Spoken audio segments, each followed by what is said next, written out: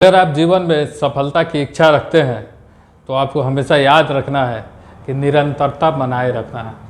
निरंतरता के बिना सफलता संभव नहीं है।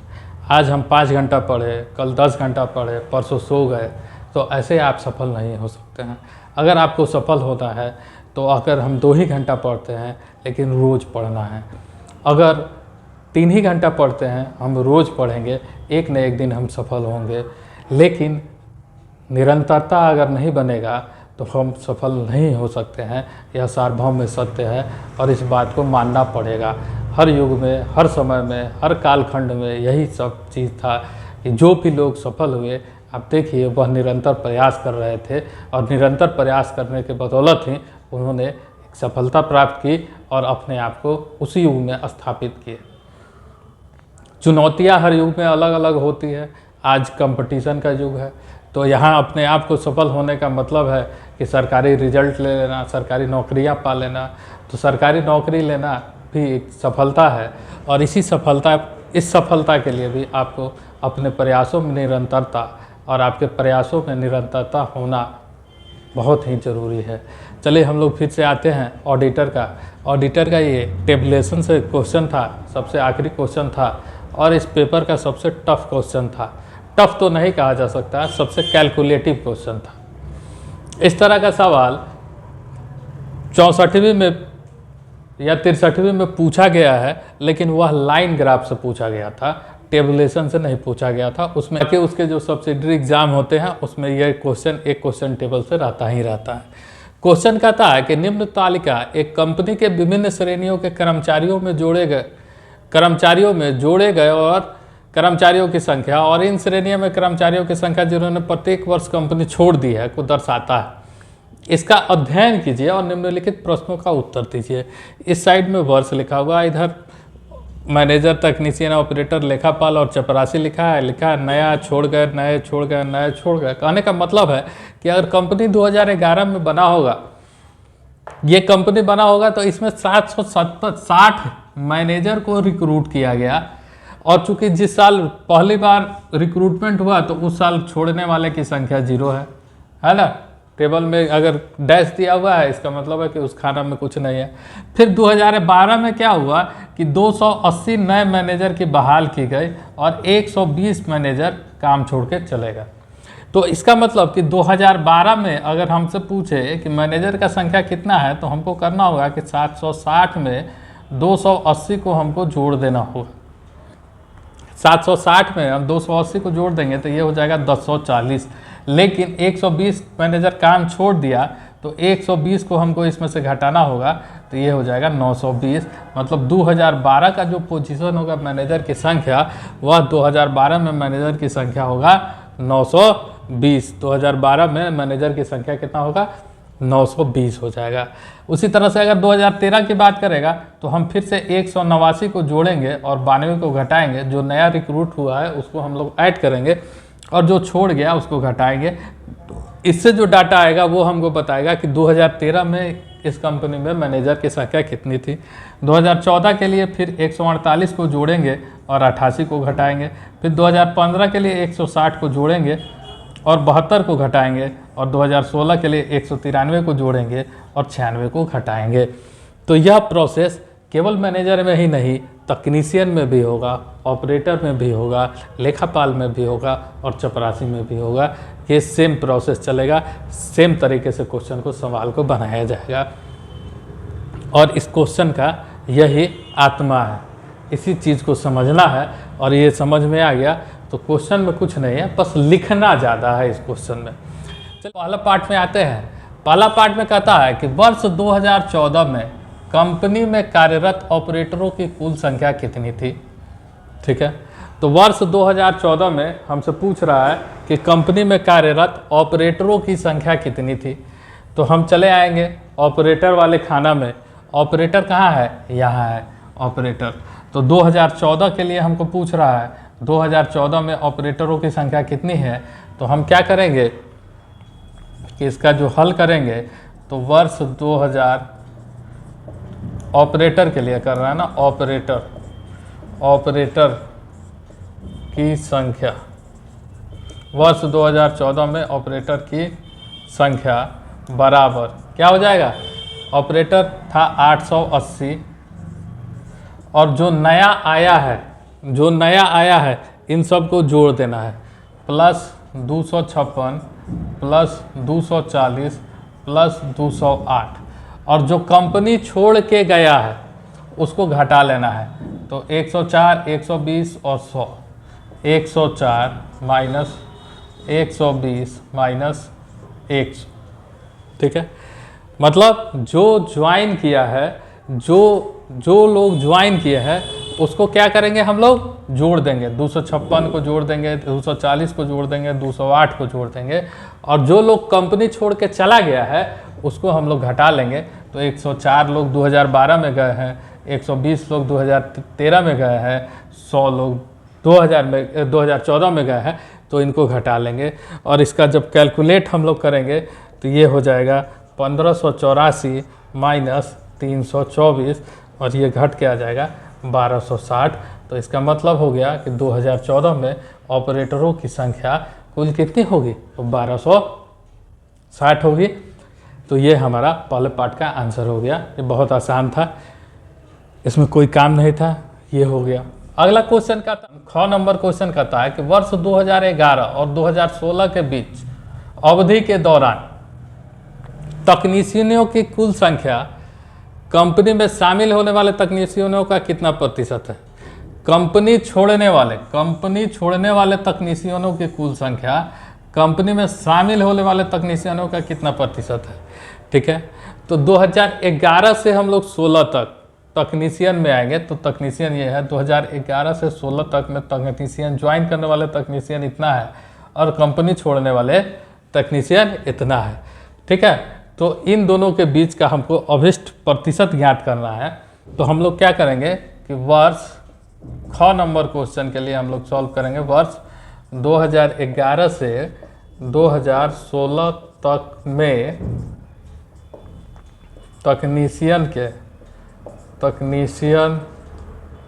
में जुड़े नए लोग की संख्या क्या हो जाएगा, तकनीशियन में है आपको नए लोगों की संख्या कितना हो जाएगा 2011 से 16 तक में तकनीशियन में जुड़े हुए लोग हो जाएंगे 272, 1200, पहले ये ना 2011 में जुड़ा 1200 plus 272 plus 240 plus 236 plus 256 plus 288, और इसको हम लोग कुल जोड़ लेंगे, इसको जोड़ेंगे तो ये हो जाएगा 2492। और छोड़ गए कर्मचारी कितना हो जाएगा, वो हो जाएगा 120 प्लस 128 प्लस 96 प्लस 100 प्लस 112, इसको हम लोग जोड़ देंगे तो ये हो जाएगा 556। अब हमसे कहता है कि कंपनी छोड़ने वाला और कंपनी ज्वाइन करने वाला का कितना प्रतिशत है। छोड़ने वाले की संख्या ज्वाइन करने वाले का कितना प्रतिशत है, तो अभिष्ट प्रतिशत हो जाएगा, छोड़ने वाला का संख्या ऊपर होगा 556 और ज्वाइन करने वाला है 2492 और गुना हो जाएगा 100%। और इसको जब आप कैलकुलेटर से कैलकुलेट कर लीजिएगा, है ना, इसको जब आप कैलकुलेटर से कैलकुलेट कर लीजिएगा तो ये आ जाएगा 22.31%। यह आ जाएगा आपको 22.31% उत्तर हो गया। और इसलिए हमारा क्वेश्चन का बी पार्ट भी सॉल्व हो कि निम्नलिखित में किस श्रेणी में 2011 से 16 के दौरान कंपनी में काम करने वाले कर्मचारियों के प्रतिशत में अधिकतम वृद्धि हुई है। तो इसका मतलब क्या है कि 2011 और 16 के बीच में हमको कंपैरिजन करना है प्रतिशत का, और सभी में, मैनेजर में भी, तकनीशियन में भी, ऑपरेटर में भी, लेखापाल में भी और चपरासी में भी, मतलब सभी का 5 पार्ट का हमको प्रतिशत निकालना होगा। और यह क्वेश्चन सबसे ज़्यादा कैलकुलेटिव है, भारी नहीं है, क्योंकि आप कॉन्सेप्ट समझ रहे हैं करना क्या है आपको। तो क्या करना है, तो सबसे पहले मैनेजर के लिए क्या हो जाएगा 2011 में कितना है 760, और 2016 में, तो 2016 में अब कैसे निकलेगा तो निकलेगा 760 plus 280 plus 179 plus 148 plus 160 plus 193 और minus 120 minus 92 minus 88 minus 72 minus 96। तो यह जो फाइनल डाटा आएगा, यह डाटा बताएगा कि 2016 में मैनेजर में कितने लोग कार्यरत थे। तो यह आपको आ जाएगा 1252। अब 2011 में कितना मैनेजर था? 760। 2016 में कितना हो गया? 1252। तो प्रतिशत वृद्धि कितना हो जाएगा? 1252 माइनस 760 बटा 760 गुना 100%। तो जब इसको आप कैलकुलेट कीजिएगा तो ये 492 अपॉन 760 गुना 100% बराबर ये आ जाएगा 64.73%। उसी तरह से मैनेजर हो गया। तो अब करेंगे तकनीशियन के लिए करेंगे तो ये हो जाएगा 2011 में तकनीशियन की संख्या है 1200 और 2016 के लिए करेंगे तो फिर हो जाएगा 1200 plus 272 plus 240 plus 236 plus 256 plus 288 minus 120 minus 128 minus 96 minus 100 minus 112। तो ये आपको आ जाएगा 1900 घट बढ़ के 1936। तो 2011 में था ये 1200 और 2016 में हो गया 1936। तो इसके लिए प्रतिशत निकालिएगा तो 1936 माइनस 1200 बटा 1200 गुना 100% हो जाएगा। तो ये आपको आ जाएगा 61.33%, 61.33% आ जाएगा। ठीक है, तो इसके लिए आप चाहें तो एक अलग से टेबल भी बना लेते हैं या यहाँ हम लोग लिखते हैं, हमारे पास जगह की कमी है, आप चाहें तो इसके लिए अलग से टेबल बना लेंगे। मैनेजर के लिए आया है 64.73, तो यहाँ लिख देते हैं 64.73%। टेक्नीशियन के लिए आया है 61.33, तो यहाँ लिख देते हैं 61.33%। चूँकि हम इसको मिटाएंगे तो हमको उस समय कंपैरिजन करने में आसानी होगी। ठीक है, अब तीसरा डाटा है, तीसरा है हमारे पास ऑपरेटर। ठीक है, तो ऑपरेटर के लिए हम लोग करते हैं कि 2011 में ऑपरेटरों की संख्या कितना दिया हुआ है? 880। तो 2011 में हमारे पास ऑपरेटर में अगर हम लोग आए ऑपरेटर में, तो 2011 में है ऑपरेटर 880। तो 2016 में कितना होगा? तो 880 plus 256 plus 240 plus 208 plus 192 plus 248 और छोड़े गए हैं जो उसको घटा लेना है। तो माइनस 104 माइनस 120 माइनस 100 माइनस 112 और माइनस 144। तो इसको जब आप कैलकुलेट कीजिएगा तो 2016 में ऑपरेटरों की संख्या आपको आएगा,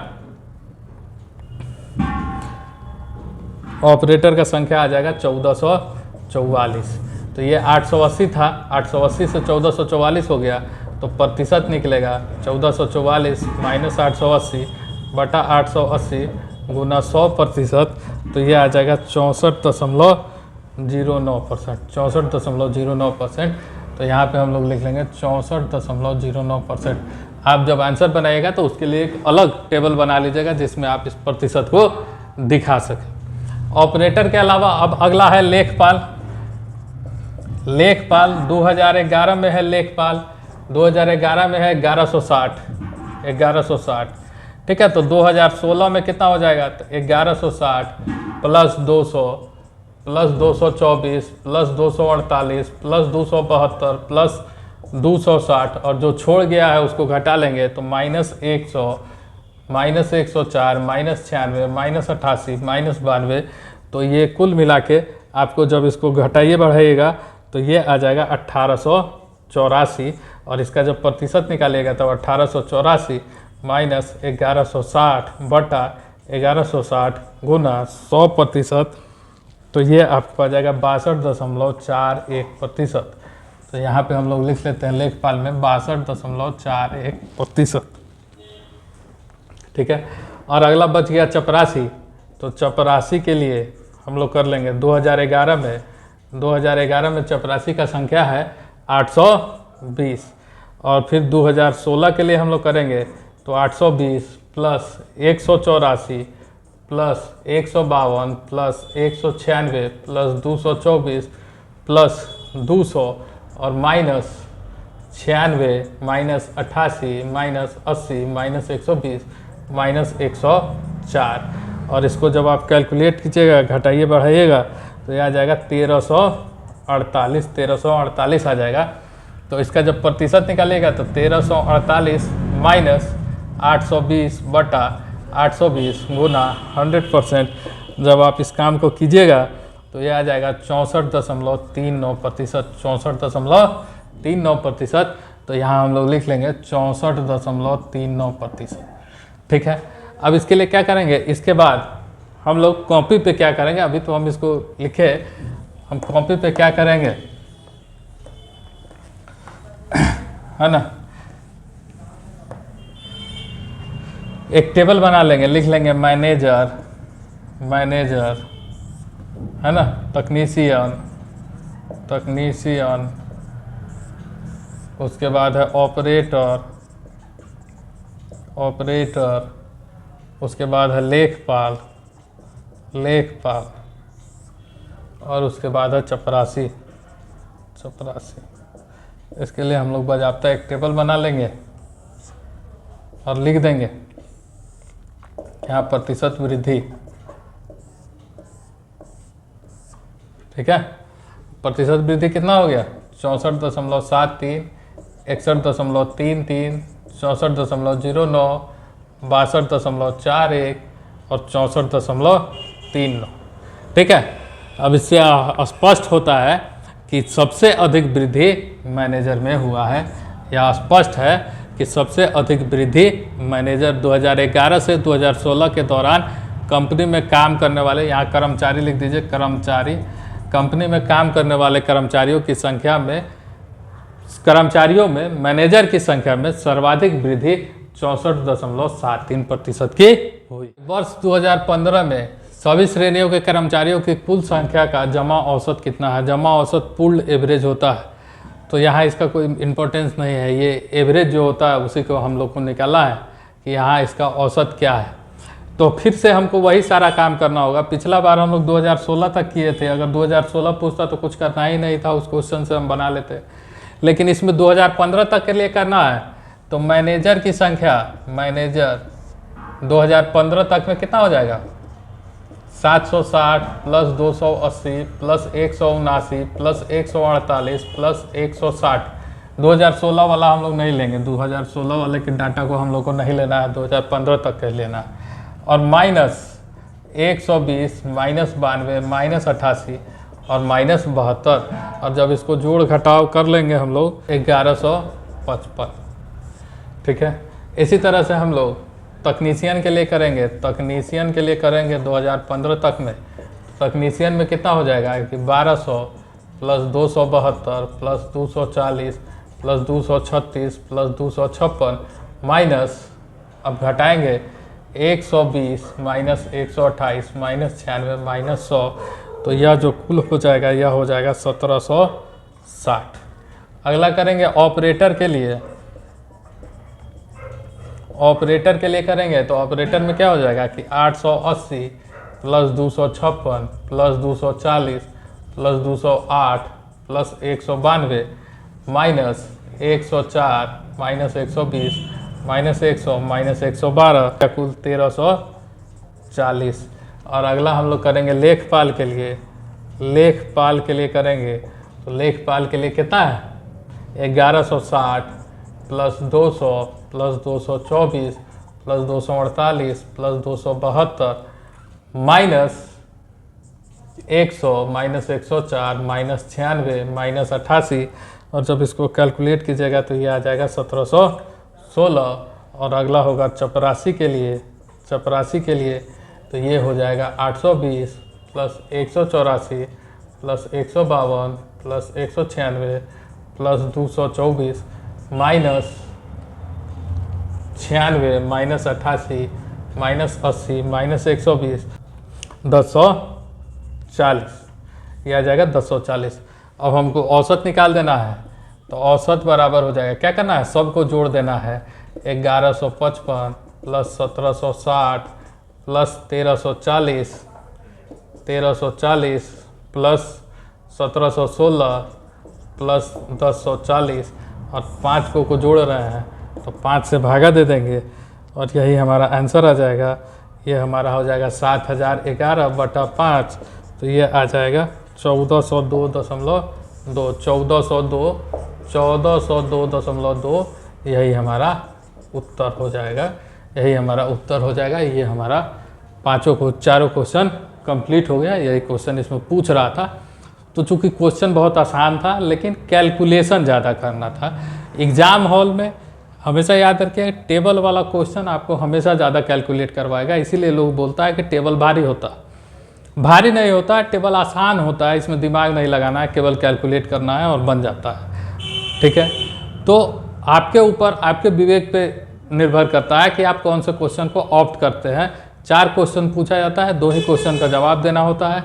तो ऑडिटर का ये सारा क्वेश्चन हम लोगों ने आज कंप्लीट कर लिया। अगले वीडियो सीरीज़ में हम लोग इस साल हुए किसी और एग्ज़ाम का क्वेश्चन को सॉल्व करेंगे। धन्यवाद।